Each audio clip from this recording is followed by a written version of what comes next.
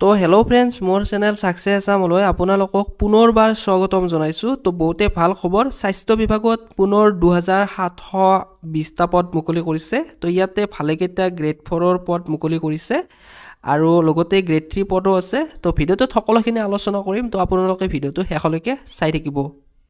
তো এইখনেই হৈছে সেই এডভাৰটাইজখন। তো এই পদসমূহ DHSৰ ফালৰ পৰা আহিছে।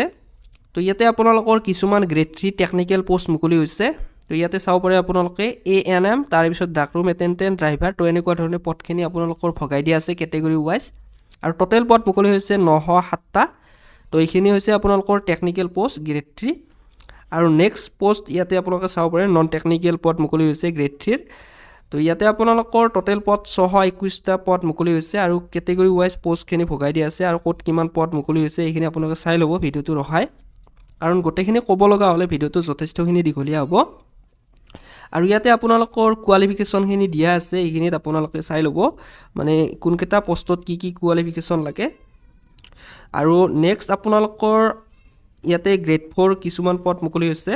তো ইয়াতে আপোনালোকে চাব পাৰে চকীদাৰ, কুক, ইলেক্ট্ৰিচিয়ান, হেল্পাৰ, তো এনেকুৱা ধৰণে পদ মুকলি হৈছে। আৰু টোটেল আপোনালোকৰ গ্ৰেড 4 পদ মুকলি হৈছে 1192টা। তো যথেষ্টখিনি ভেকেঞ্চি হয়। তো ইয়াতে এই পদসমূহৰ কাৰণে কোৱালিফিকেশ্যন বিচাৰিছে 8 পাছ হ'লে আপোনালোকে আবেদন কৰিব পাৰিব। আৰু ইয়াতে বয়সৰ সময়সীমাখিনি দি দিছে, আপোনালোকে এইখিনিত ভালদৰে চাই ল'ব। আৰু এই পদসমূহত আপোনালোকে আবেদন কৰোঁতে এটকাও পে' কৰিব নালাগে। তো আপোনালোকৰ অফিচিয়েল ৱেবছাইট যোগে বৰ্তমানলৈকে এডভাৰটাইজসমূহ মুকলি কৰি দিয়া নাই। তো অতি কম সময়ৰ ভিতৰতে আপোনালোকক এই পদসমূহৰ এডভাৰটাইজসমূহ মুকলি কৰি দিব, যিটো অফিচিয়েল ৱেবছাইট DHSৰ। তো অফিচিয়েল ৱেবছাইট যোগে আপোনালোকে চাব পাৰিব।